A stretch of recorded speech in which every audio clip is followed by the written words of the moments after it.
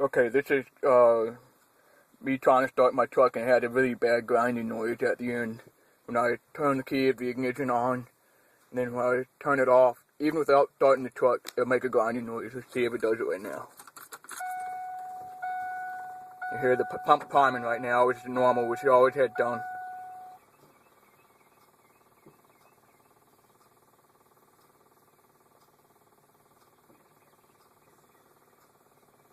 You may hear a ticking noise. Of course, that's the clock.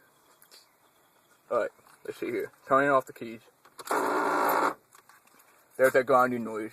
Now, if you guys can help me, that'd be really awesome. Appreciate it. Thanks.